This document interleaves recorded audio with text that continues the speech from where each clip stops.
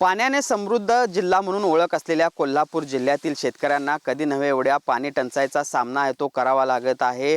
नद्यांच्या पाणी पातळीमध्ये घट तर झालेलीच आहे, त्याचबरोबर महावितरणकडून देखील विजेची कपात आहे ती केली जात आहे आणि त्यामुळे उभं पीक अशा पद्धतीने वाळत असल्यामुळे कापून टाकण्याची वेळ शेतकऱ्यांवर आलेली आहे। मी आता आहे कोल्हापुरातील वाशी इथं आणि इथं आपण दृश्य बघू शकतो की कशा पद्धतीने नाईलाजानं हे शेतकरी जे आहेत ते ऊसाचं पीक कापून टाकताना आपल्याला बघायला मिळत आहेत। पूर्णतः जर आपण या ऊसाच्या प्लॉटकडे बघितलं तर पूर्णतः हा ऊसाचं पीक आहे ते वाळलेलं आहे।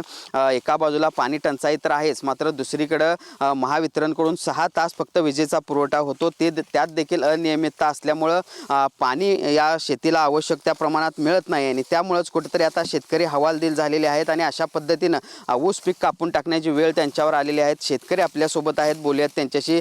मामा काय सांगाल, का ऊस कापून टाकताय? लाईट आम्हाला 8 तास पाहिजे, 7 तासाने हे जमत नाही। 5 मिनिटं पण जागेवर पाणी गेले की तो लाईट गेली। काय मोठीने दणका फसा आलाय, मोठी जायला द्या, लिकेज व्हायला आणि हे कोल्हापूर करवीमध्ये पूर्ण काय परिस्थिती आहे आता तुमच्या सगळ्या प्लॉटची? पूर्ण वाळले बघा, पूर्ण वाळले। आणि या करवीमध्ये बरेच बघा इथे एक 5-6 गाव होते, पूर्ण गेलेले आहेत।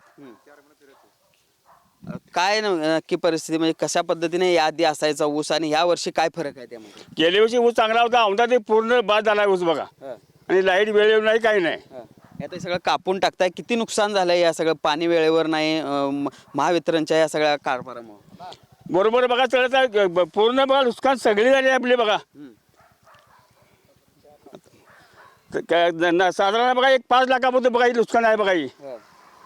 तर पाहिलं आपण कशा पद्धतीने या शेतकऱ्यांना नुकसानीला सामोरं जावं लागतं। एका बाजूला खरं तर पाऊस देखील लांबलेला आहे, आत्तापर्यंत एखादा वळीव जरी पडला असता तरी या ऊसाला काही प्रमाणात उभारी आहे ती मिळालेली असते, मात्र एका बाजूला पाऊस पडलेला नाही, पाऊस लांबलेला आहे। दुसरीकडे पाण्याची टंचाई, धरणांमध्ये पाण्याची पातळी कमी झाली आहे, तर तिसऱ्या बाजूला महावितरणकडून देखील फक्त 6 तास विजेचा पुरवठा आहे तो शेती पप्पांसाठी होतोय, त्यात देखील अनियमितता आहे। त्यामुळे एका बाजूला आसमानी संकट आणि दुसऱ्या बाजूला महावितरणकडून होणारं सुलतानी संकट, अशा दुहेरी संकटाचा सामना कोल्हापूर जिल्ह्यातील शेतकऱ्यांना करावा लागत असल्याचं बघायला मिळतंय।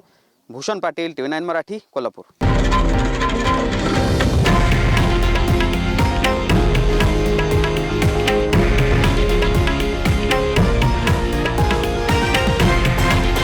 हे आहे देशातील नंबर 1 न्यूज नेटवर्क आणि आपण पाहत आहात TV9 मराठी, एकमेव।